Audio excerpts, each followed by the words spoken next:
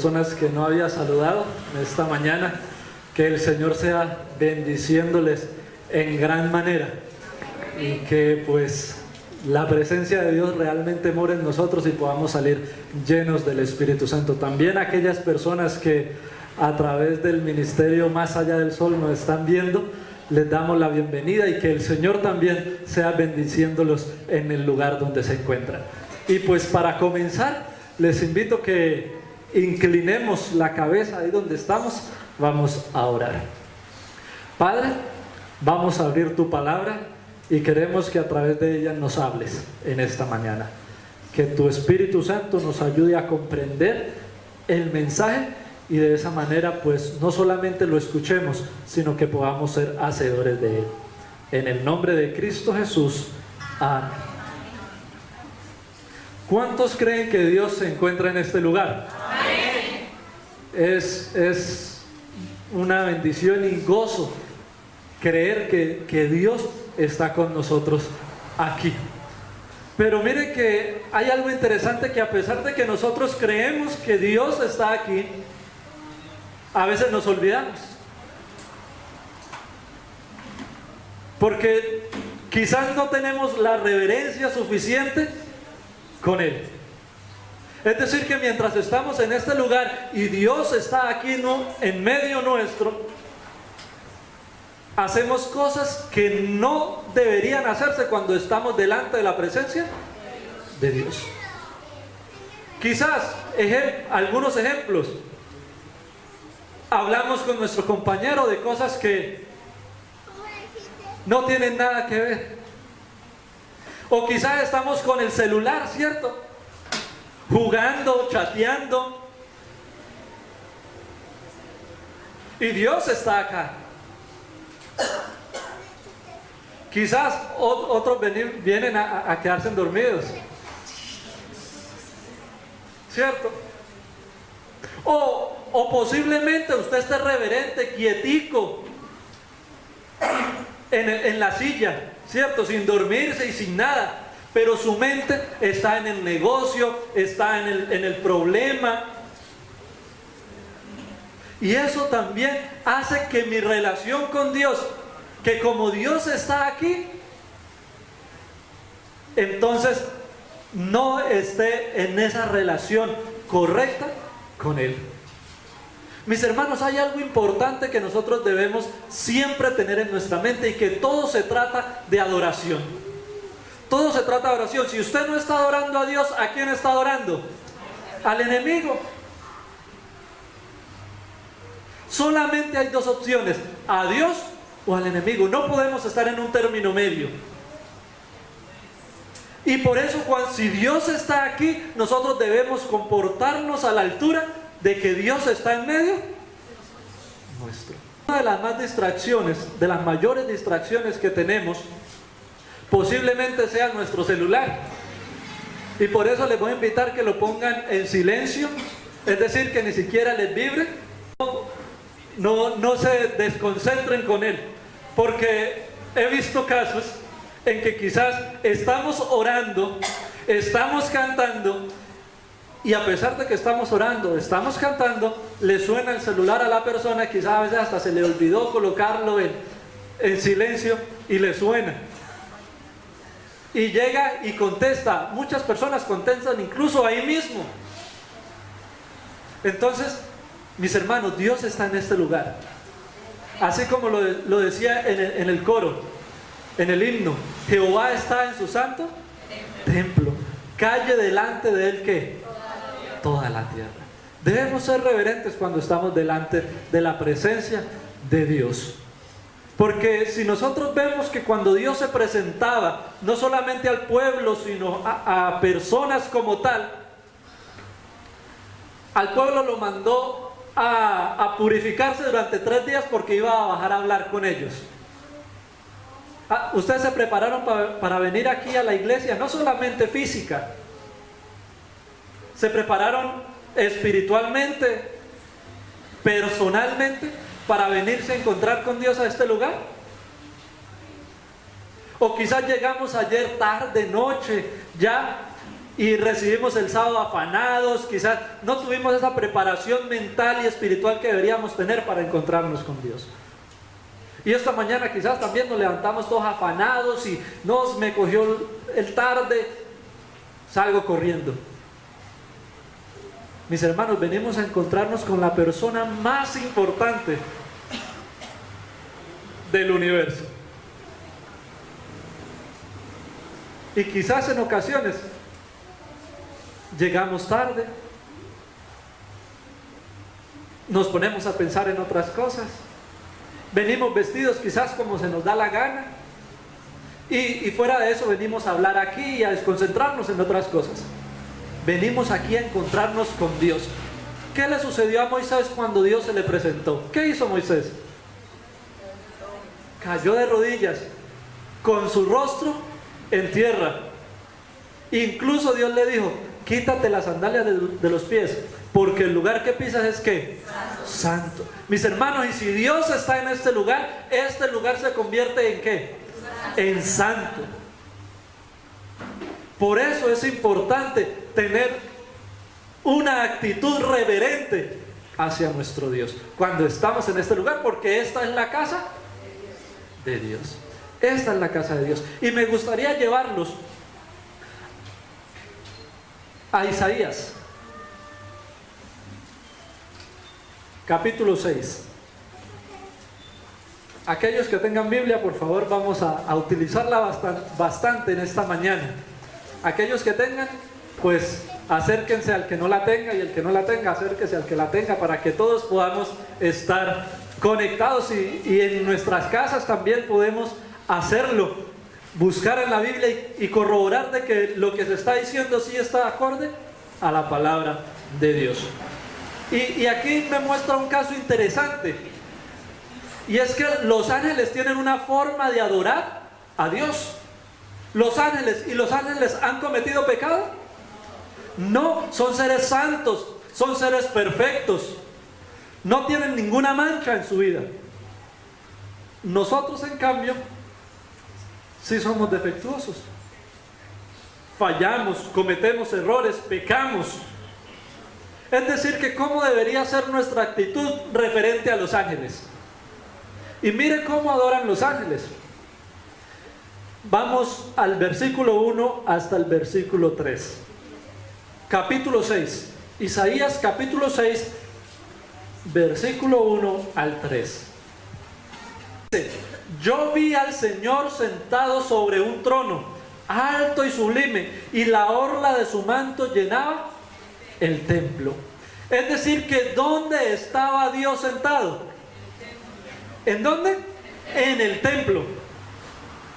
En el templo. Y miren lo que continúa diciendo: encima de él había serafines, cada uno tenía 6 alas, con 2 cubrían su rostro, con 2 cubrían sus pies, y con 2 volaban. Es decir, ¿cómo era la forma de ir delante de la presencia de Dios de estos ángeles? Se cubrían la cabeza, se cubrían los pies. Y si nosotros vamos a Apocalipsis, ahí nos amplía un poquito más cómo era esa adoración. Dice que quitaban sus coronas, se postraban.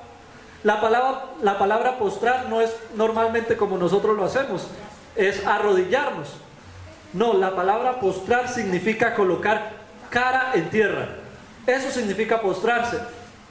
Y los ángeles se postran delante de Dios y colocan sus coronas alrededor de él. Esa es la manera de adorar de los ángeles. Y son seres perfectos, son seres santos que no tienen pecado y que están delante directo de la presencia de Dios.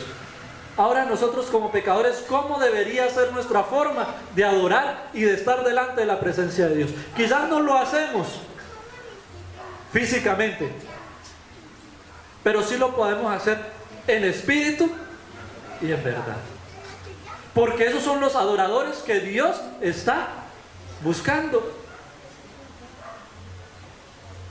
En espíritu y en verdad, que su corazón esté sumiso, que su mente esté conectada con Él en una actitud de reverencia hacia Él, de oración, de adoración. Ahora no solamente es en la iglesia, mis hermanos, sino la adoración es un estilo de vida.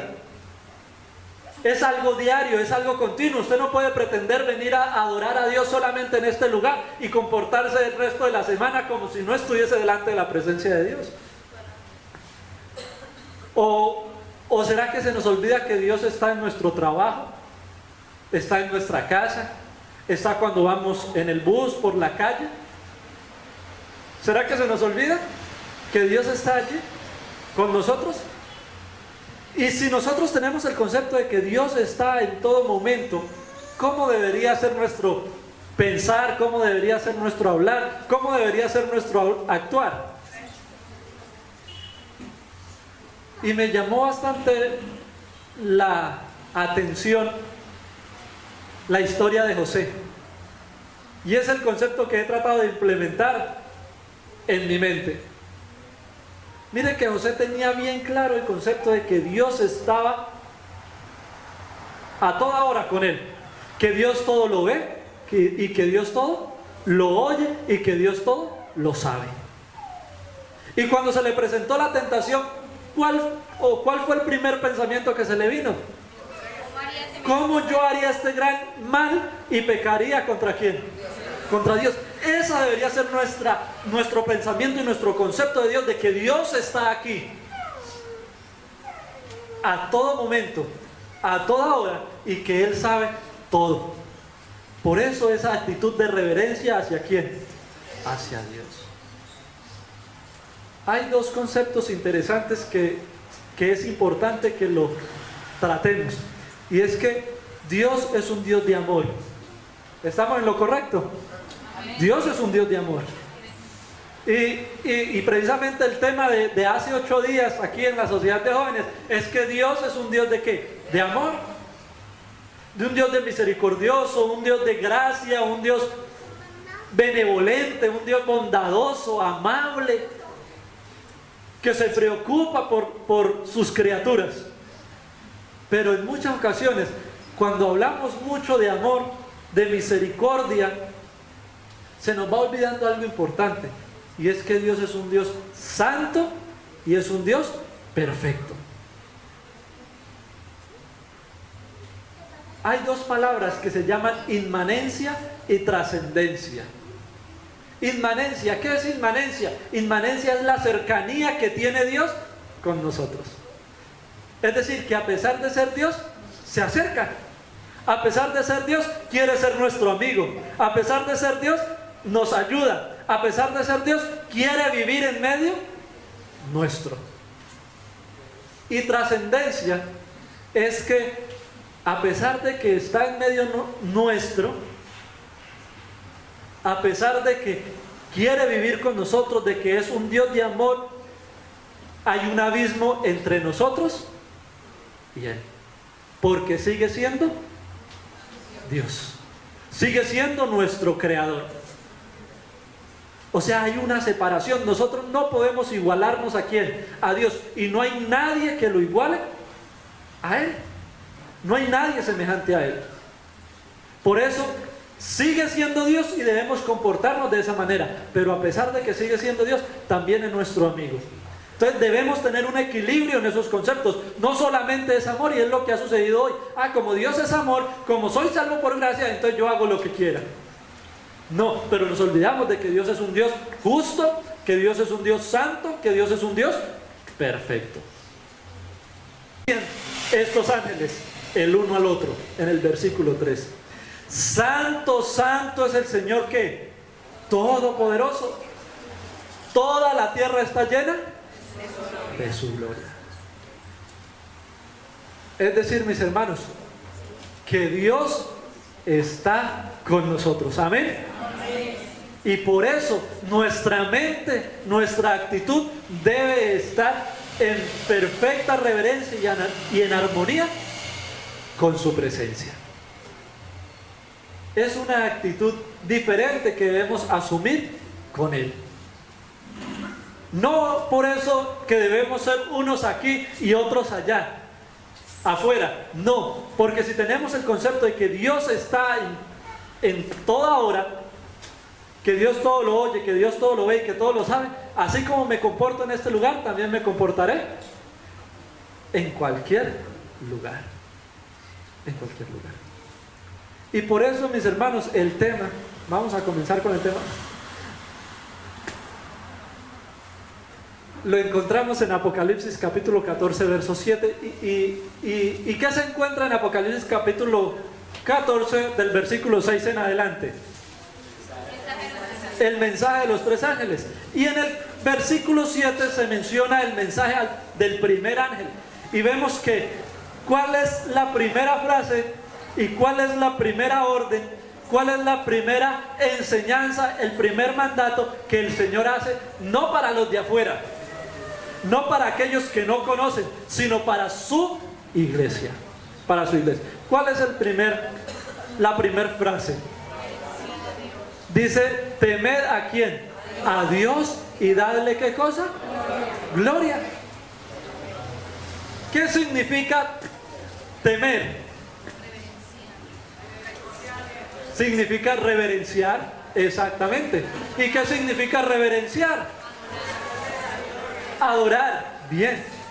Pero a mí me gustó un significado, una definición bastante interesante que conseguí. ¿Qué significa temor? ¿Qué significa reverenciar a Dios? O reverenciar, esa palabra.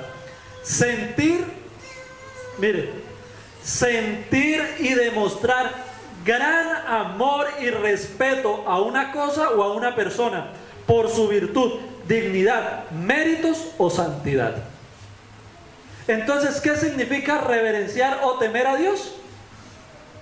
O temer, hablemos de la palabra sin Dios. ¿Qué significa temer o reverenciar? No es de tener miedo, no, significa ¿qué cosa? Sentir y demostrar gran amor y respeto a una cosa o a una persona. ¿Por qué? Por su virtud, por su dignidad o por su ¿qué? Santidad. Entonces significa reverenciar a Dios, sentir gran amor y respeto ¿hacia quién? Hacia Él. Es decir, que cuando yo en este lugar o en cualquier lugar no me comporto como hijo de Dios, no estoy sintiendo ni amor ni respeto hacia Él. ¿Sencillo o no? No siento amor ni respeto hacia Dios cuando no me comporto a la altura de un hijo de Dios.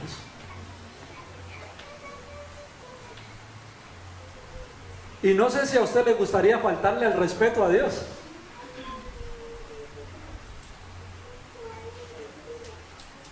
Pero ese es el primer mensaje que Dios le da a su iglesia.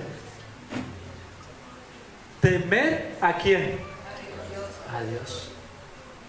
Temer a Dios. Reverenciar a Dios. Sentir ese respeto hacia Él. Y ustedes, mis hermanos, les hago la pregunta, y a los jóvenes también. ¿Será que yo viendo el WhatsApp el sábado, hablando con mis amigos, o viendo videos, o viendo fotos, será que estoy respetando a Dios en este lugar? Conversando con mi compañero quizás de temas que no tienen nada que ver, ¿estoy respetando a Dios? ¿O mi mente está por allá en los negocios o en otras cosas? ¿Estoy respetando a Dios? Incluso así esté usted leyendo la Biblia, pero no está prestando atención al que está hablando desde aquí, ¿está respetando? No. Entonces debemos comenzar a examinarnos y reevaluarnos. Y así como dijo el salmista, examíname, oh Dios, y pruébame. Y si estoy andando mal, enderézame. Porque, mis hermanos, estamos en el tiempo del fin. Y pareciera que nosotros no nos diésemos cuenta. Les hago una pregunta, ¿el enemigo duerme? El enemigo dice, este diciembre me voy de vacaciones por allá para Cancún o para por allá, ¿cierto? A relajarme, a echarme airecito, a broncearme un poquito. ¿Será que eso hace el enemigo? No, mis hermanos, dice que trabaja incansable, porque sabe que le queda ¿qué? Poco tiempo, pero pareciera que nosotros no sentimos esa urgencia. Y seguimos actuando y viviendo de la misma manera. Y mis hermanos, hace poco, este tema lo llevo estudiando aproximadamente hace 2 años, pero la semana pasada me estaba leyendo un libro y trato de agregarle todo lo que voy adquiriendo a través de las experiencias, de lo que voy leyendo, de lo que voy viendo. Y hay un libro que escribió una persona que antes había estado en el mundo satánico. Incluso había ido a sus cultos, incluso había ido por poco comienza a tener pactos con el enemigo. Y estas palabras se las dijo un sacerdote. Gracias a Dios, él lo dice, el Señor me abrió los ojos a tiempo. Y por eso escribe ese libro, para que nosotros tengamos en cuenta cuáles son los planes que tiene el enemigo. Y estas palabras que voy a leer, se las dijo el sacerdote que lo estaba induciendo o le estaba enseñando a él cómo entrar en ese mundo, porque se les ofrecía poder, se les ofrecía fama, se les ofrecía riqueza. Y estas palabras fueron las que dijo este sacerdote, hablando, enseñándole acerca, ellos lo llaman el gran maestro, al enemigo. A este joven, lo que ellos enseñan y lo que ellos transmiten a las demás personas y al mundo en general. Dice, mire, Satanás, dice el sacerdote, él lo llama el gran maestro, obviamente yo no lo voy a llamar de esa manera. Satanás no deja nada a la suerte. ¿Cómo dice? No deja nada ¿a qué? A la suerte. Con planes bien maduros y con mucho cuidado, pone trampas a fin de cautivar a las mentes de millones de los más sabios mortales, obteniendo así la lealtad de estos en esta vida presente y por toda la eternidad. Y sigue diciendo que se reunió una asamblea en el siglo XVIII. Satanás reunió una asamblea en el siglo XVIII, la cual la llamó la asamblea más respetable de espíritus jamás reunida en un solo lugar sobre la faz de esta tierra. Jamás se había reunido esa asamblea, y la hizo en el siglo XVIII. ¿Y por qué en el siglo XVIII? Ahora él nos explica por qué la hizo en esa fecha.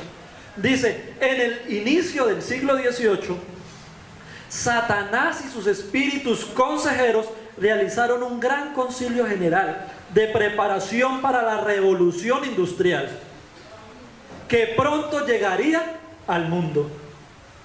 Satanás previó que esa revolución sería inmediatamente seguida por una era de descubrimientos científicos, de tecnología y de iluminación intelectual.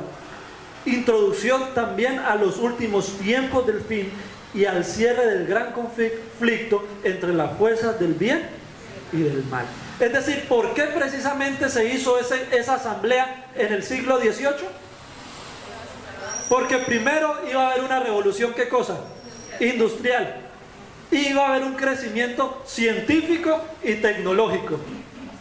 Y porque se iba a ver ya casi por terminar lo que es el bien, la lucha entre el bien y el mal. Por eso fue el concilio que se hizo. Y mire lo que sigue diciendo, y esto me llamó muchísimo la atención, aunque ya lo sabía, pero no de esta manera. Dice, puesto que Satanás, sigue él explicándole al hombre que escribió este libro, puesto que Satanás ha estado estudiando las profecías de la Biblia. ¿Estamos nosotros estudiando las profecías de la Biblia? dedicándole el tiempo que se requiere para estudiarlas. Él dice, mire, puesto que Satanás ha estado estudiando las profecías de la Biblia, él entendió el significado de Daniel 12:4. Es decir, mis hermanos, que el enemigo sabe perfectamente lo que hay escrito en ellas y sabe su interpretación correcta. Sigue diciendo que describe el tiempo del fin. En Daniel 12:4 describe el tiempo del fin. Como muchos correrán de aquí para allá y la ciencia ¿qué? Aumentará. Eso lo entendió Satanás. Se dio cuenta de que ese sería el tiempo ideal para separar a los seres humanos de su creador y para llevar a multitudes a la perdición. Cuando la ciencia aumentaría, él entendió que ese sería el momento, y no lo sabe decir de otra manera, ideal para separar ¿a quién? Al hombre de Dios. Mis hermanos, si les hago una pregunta, ¿será que la tecnología no ha separado al hombre de Dios? ¿Será que la televisión no separa al hombre de Dios? Gracias a Dios yo crecí sin televisión. Y ahorita es que doy gracias a Dios, ¿cierto? Antes uno quería ver muñequitos, quería ver películas, etcétera. Pero ahora le doy gracias a Dios porque en la casa nunca se tuvo un televisor. Y todavía no. Bueno, sí, ahora sí se tiene. Sí. Pero, mis hermanos, vemos lo importante que es la tecnología. Los jóvenes, ¿qué hacen hoy en día? Todo el tiempo están, ¿qué? Pegados. Y no solamente se utiliza para lo bueno, sino también ¿para qué? Para lo malo. Y ahí el enemigo entendió que era el momento ideal para separar al hombre de Dios. Mis hermanos, esto es importante. Porque si yo quiero tener un gran amor y respeto hacia Dios, debo comenzar a aprender a hacerlo. ¿Y cuántos de los presentes saben reverenciar y temer a Dios?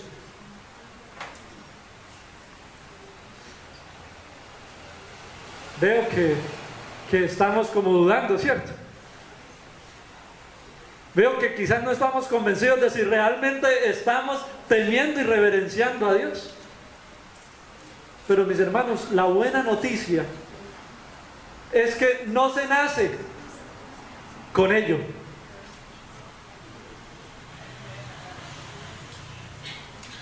No se nace con ello, sino que se aprende. No se nace. El temor y la reverencia a Dios se aprende. Se aprende. ¿Y dónde se aprende? Les invito para que vayamos a Deuteronomio. Deuteronomio capítulo 17.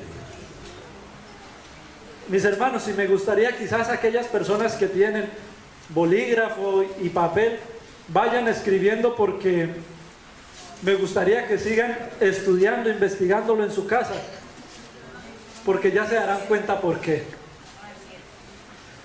Deuteronomio capítulo 17, verso 19.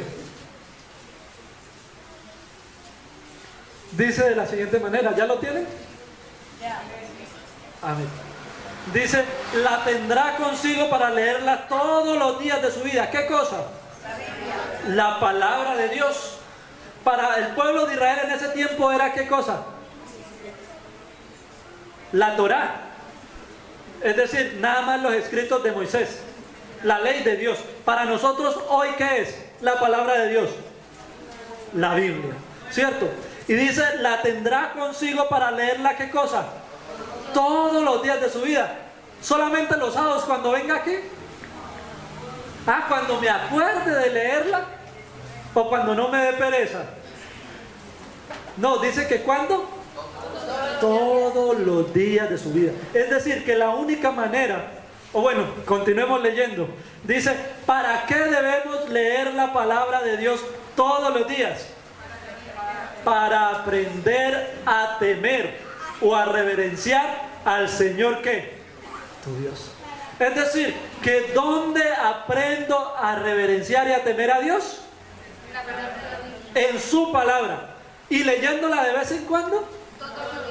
Todos los días ¿de qué? De su vida. Entonces, mis hermanos, ahora sí nos damos cuenta de por qué se insiste tanto en apartar un momento para estudiar la palabra de Dios y orar. Porque es la única o es una de las maneras en las cuales nosotros aprendemos a reverenciar y a temer ¿a quién? A Dios. ¿Cuál es la otra manera de aprender a reverenciar a Dios? Vayamos ahí mismo en Deuteronomios, verso 31, capítulo 31, perdón.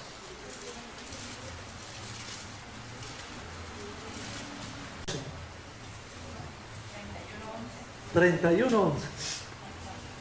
Dice, cuando todo Israel venga ante el Señor tu Dios en el lugar que Él elija. ¿Por qué leo esto? Porque quiero mostrarles algo importante. Y es que, ¿qué lugar ha elegido Dios para que nosotros le adoremos? ¿Qué lugar en especial ha elegido Dios para que nosotros le adoremos? El templo. Entonces, ¿qué sucede cuando nos congreguemos para adorar a Dios? Leerás la ley. Para ellos era la ley. Para nosotros, ¿qué cosa? La Biblia. Leerás la Biblia a oídos de todo el pueblo. Y sigue diciendo el verso 12. Congregarás al pueblo. Mire que la adoración y la venida a este lugar no solamente es para adultos, para gente mayor. No, dice congregarás ¿qué? Al pueblo, varones, mujeres, niños y a quien se le atraviese. Eso es lo que quiere decir ahí. Ahí está diciendo extranjeros, es decir, toda persona que los esté visitando, llévensela. Toda persona que le dé la oportunidad, ¿qué haga? Llévesela. ¿Para qué? ¿Para qué venimos a este lugar? Dice, para que aprendan a reverenciar ¿a quién? Al Señor vuestro Dios. Para que aprendan a reverenciar al Señor vuestro Dios. ¿Aprendemos a reverenciar a Dios? En el templo. En el templo. Y entonces los niños, ¿qué hacemos con los niños? Bien, a los niños. Y dice, y a sus hijos en el versículo 13. Por eso aquí una gran responsabilidad para los padres, aquellos que están criando apenas a sus hijos. Dice, y sus hijos que aún no lo conocen, es decir, que aún no saben cómo reverenciar ¿a quién? A Dios. Oigan y aprendan a reverenciar al Señor vuestro Dios todos los días que vivan en la tierra. Es decir, que donde los hijos aprenden a reverenciar a Dios, los niños, en el templo. En un distrito donde estaba anteriormente, se invitó a una vigilia.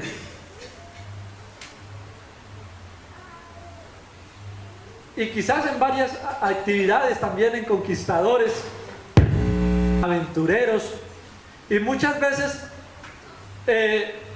los padres tienen algo curioso, y lo vi allí, y es que los padres, no, pero es que el niño se va a dormir, el niño cansa, ¿sí? El niño molesta, no se queda quieto.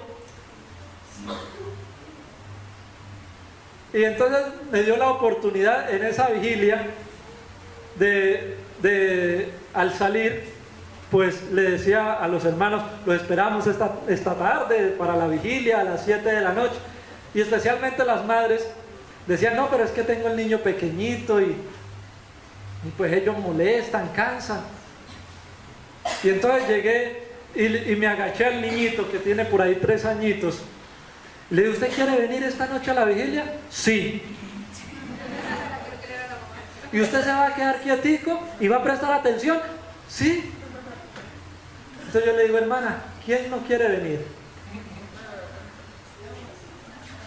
Y entonces me hacía una pregunta, ¿qué espera esta hermana cuando el niño crezca? Ahí sí va a estar pidiendo oración por mi niño, porque se salió, porque está quizás allá en el mundo, en las drogas, en el alcohol, etc. Pero ¿por qué no le enseña desde pequeñito a reverenciar y amar a Dios? Y la única manera es con las actividades ¿de qué? De la iglesia. Cuando viene una vigilia, usted con su hijo, usted le está enseñando que hay un Dios que hay que reverenciar y que hay que amar. Y que Él es todo para nosotros. Por eso felicito a los padres que tienen a sus hijos quieticos. No he visto a los niños ir y venir, porque eso demuestra que están haciendo el trabajo que Dios les ha encomendado. Amén. Por eso, mis hermanos, es importante reverenciar y temer ¿a quién? A Dios. Y no solamente nosotros. ¿Desde dónde se comienza a reverenciar y temer a Dios? Desde niños. Desde niños. ¿Y por qué tememos y reverenciamos a Dios, mis hermanos? No es porque sí, porque se nos da la gana. Porque Él dijo que así es y ya. No, mis hermanos, vayamos a Jeremías.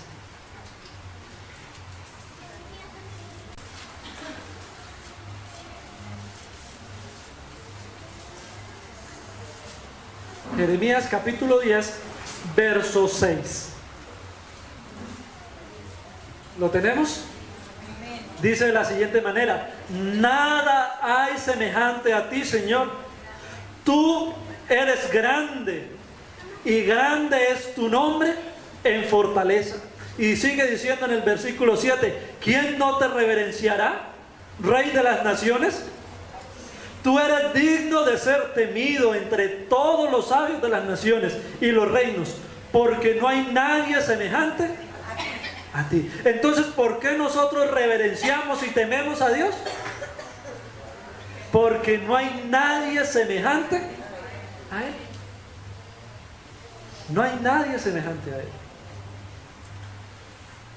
Mis hermanos, Dios le está haciendo un llamado a su pueblo. Es hora de despertar, es hora de dejar ese momento de adormecimiento y de comenzar a sentir que realmente Dios está en nuestro medio, que Dios está en su casa, que Dios está en su trabajo y que Dios se encuentra aquí con nosotros hoy. Porque cuando comenzamos a tener ese concepto en nuestra mente, nuestra vida comienza a cambiar. Comenzamos a vivir de manera diferente. No es como quizás un cristiano, cuando se menciona un cristiano, siempre quizás pensamos en uno de cara triste. Y quizás a veces me da tristeza cuando veo a alguien así. Hermano, ¿cómo está? Pues ahí, para no preocuparlo.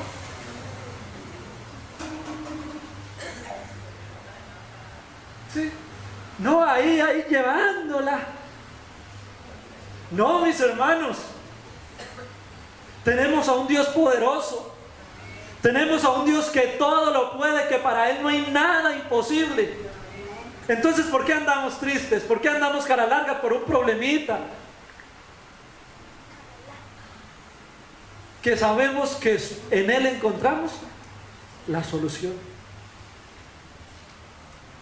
Es decir, mis hermanos, porque nos falta conocer más a ese Dios al cual adoramos. No basta solamente con venir los sábados aquí a la iglesia y sentarse ahí y ya.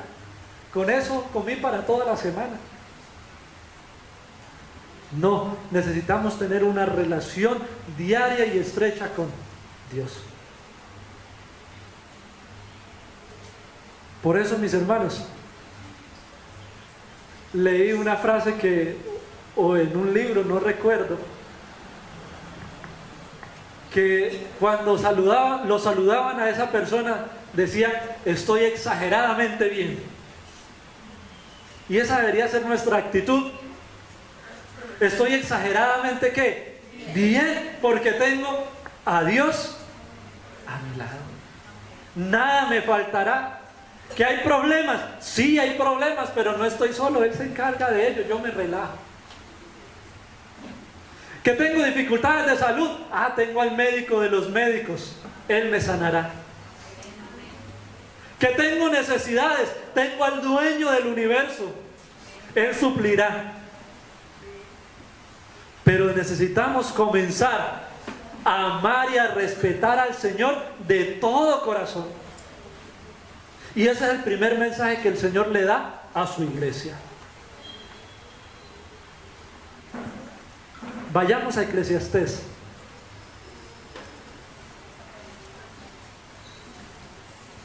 Capítulo 12, verso 13.